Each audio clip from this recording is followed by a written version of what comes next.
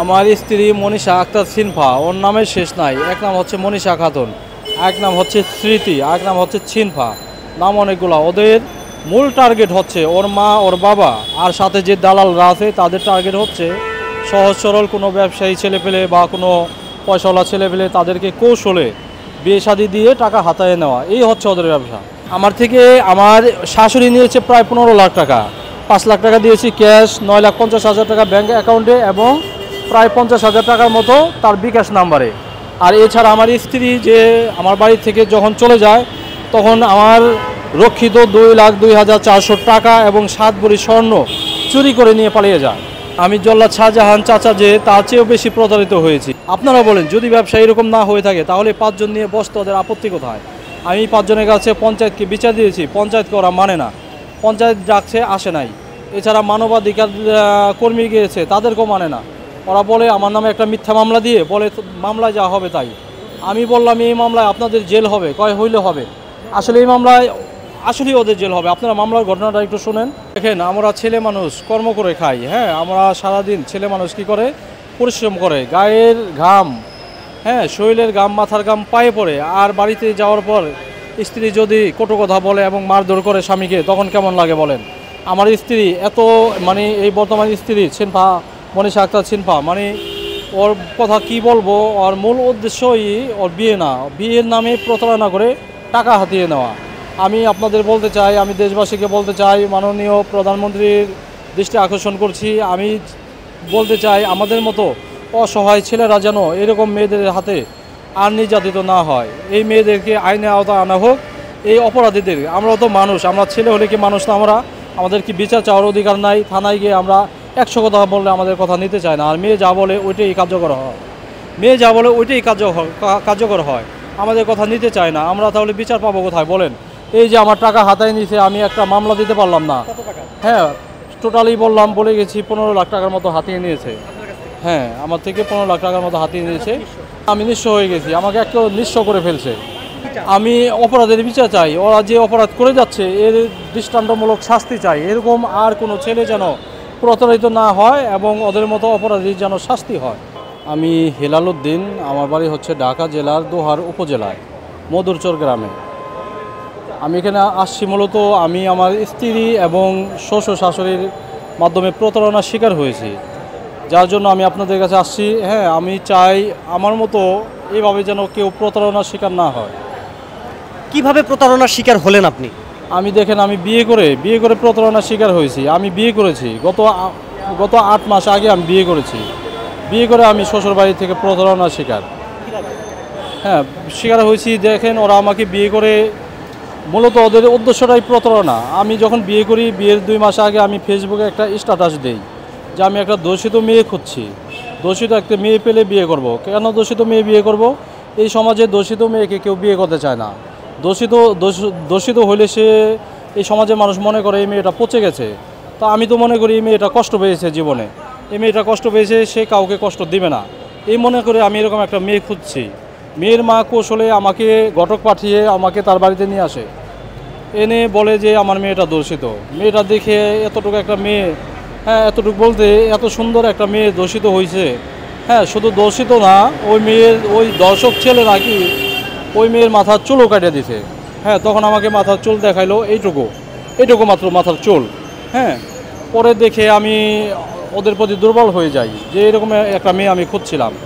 পরবর্তীতে ওই আমার সাথে বিয়ে হয়, আমি বিয়ে করি, পারিবারিকভাবে বিয়ে করি। বিয়ের পর ওই দিনই আমি জানতে পারি যে এই মেয়ে তো, ওই ছেলেটা দর্শক নয়, ওই ছেলেটা ছিল এই মেয়ের স্বামী। সে স্বামীর হাতে নির্যাতিত হয়েছে, স্বামী নাকি তার মাথার চুল কেটে দিয়েছে। বিয়ের আগে আমাকে অনেক করে বলছিল, দেখেন আমার মেয়ের মাথার চুল কেটে দিয়েছে, হ্যাঁ, আমরা ইচ্ছে করলে এই চুল কাটা নিয়ে মামলা করতে পারি এবং জেল খাটাইতে পারি ছেলেটাকে। মান সম্মানের ভয়ে, ইজ্জতের ভয়ে আমরা কাউকে শোনাইতেছি না। যখন আমি বুঝতে পারলাম যে ইজ্জতকে এত ভয় পায়, আমি এরকম একটা ফ্যামিলি খুঁজছি যারা মান সম্মানকে ভয় পায়। আসলে ওরা মান সম্মানকে তো ভয় পায়ই না, মান সম্মান বলতে ওদের কিছু নাই। হ্যাঁ, মান সম্মান যদি থাকতো, আপনারা বলেন একটা মেয়ে মানুষ কি পালায় থাকতে পারে কোনো দিন? আমার বাড়ি থেকে মেয়েটা সর্বশেষ পালায় যায় 30/1/2024 সালে পালায় যায়। ঘটনার 2 মাস 20 দিন পর থানা পুলিশ ওর নানা বাড়ি থেকে মেয়ের মা বাবাকে আটক করে। এই মেয়েটা এই 2 মাস 20 দিন পর্যন্ত পালায় ছিল, আমার বাড়ি থেকে পালায় যায় স্বর্ণ টাকা পয়সা নিয়ে। হ্যাঁ, আমি তখন একটা জিডি করি, জিডি থেকে নন এফআইআর মামলা হয়, ওই মামলায় ওয়ারেন্ট হলে এই লোকগুলো আটক হয়। তো এখন আমার অভিযোগ হচ্ছে এই মেয়েটা শুধু একটা বিয়ে করেনি, আমি তার 5 নম্বর স্বামী। আমার আগেও আরও বিয়ে করেছে 4টি বিয়ে। কীভাবে মনে করেন, একটা ছেলে রবিউল ছেলেটাকে প্রথম বিয়ে করেছে 50,000 টাকা কাবিন দিয়ে, 50,000 টাকা। তো কাবিন নিয়ে বিয়ে করেছে, আরও অনেক টাকা হাতায় আনছে, আনার পর তারপরে ওই ছেলের থেকে ডিভোর্স দিয়ে চলে আসছে। যেমনটা পালাই গিয়ে আমাকে ডিভোর্স দিয়েছে, পালাই গিয়ে আমাকে ডিভোর্স দিয়েছে, এরকম ওই ছেলেটাকে ডিভোর্স দেওয়ার পর ওই ছেলে কী করে, ওই ছেলে মেয়েটাকে নিয়ে সংসার করবে। তখন মেয়ের মা বাবা এবং মেয়ের একটা দালাল আছে, একটা না কয়েকটা দালাল, মেয়ের দালাল সবাই মিলে বলে যে আবার যদি মেয়েকে নিতে চাও 5 লাখ টাকা কাবিন লাগবে। তো 5 লাখ টাকা কাবিন দিয়ে আবার বিয়ে হয়। তো একটা ছেলের সাথে কয়টা বিয়ে? 2টা বিয়ে। তো আগের ছেলেটার সাথে আবার 2টা বিয়ে, 2টা ছেলেকে 4বার বিয়ে করছে। আমি তার 5 নম্বর স্বামী। হ্যাঁ, কাবিন হচ্ছে 5টা, ছেলে খুঁজে পেলাম আমি সহ 3টা।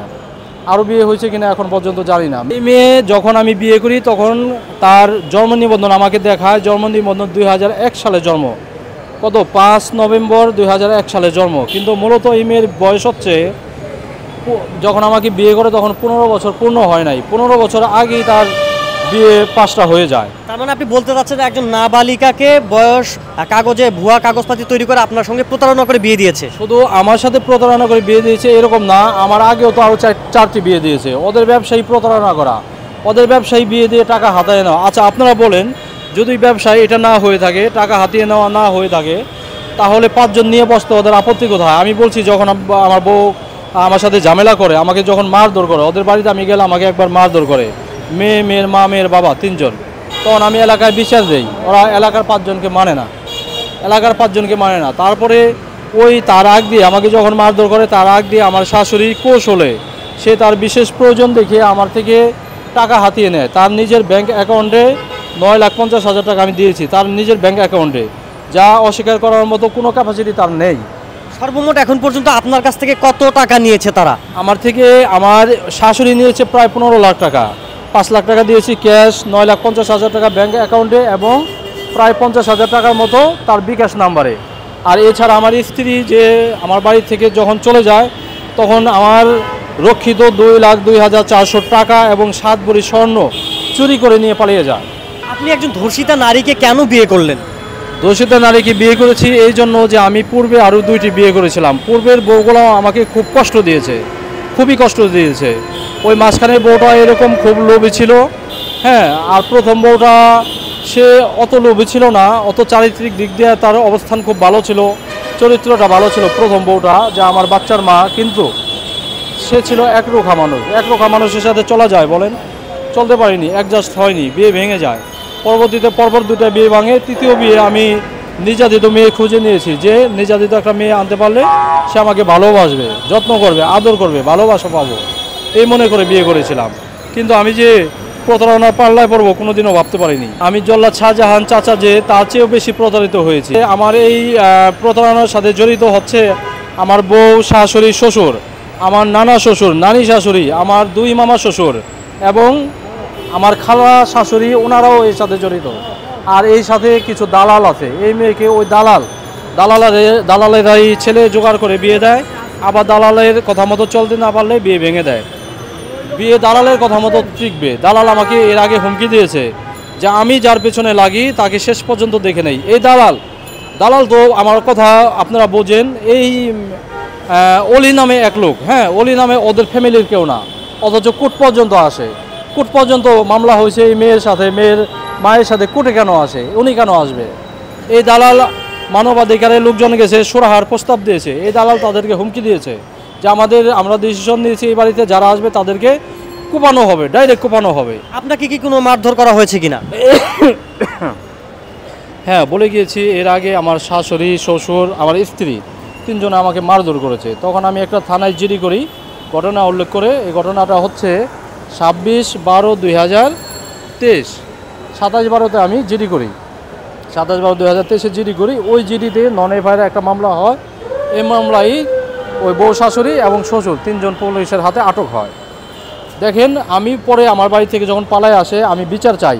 বিচার কার কাছে চাইলাম? ওর ফ্যামিলি, আমার 3 চাচা শ্বশুর, দাদি শাশুড়ি, 3 ফুফি শাশুড়ি, এলাকার 5 জনের কাছে আমি বিচার চাই, পঞ্চায়েতের কাছে। বিচার চাইলে কি করে? ওরা বলে বিচার আমরা ঈদের পরে বিচারে বসবো, এই কথা বলে।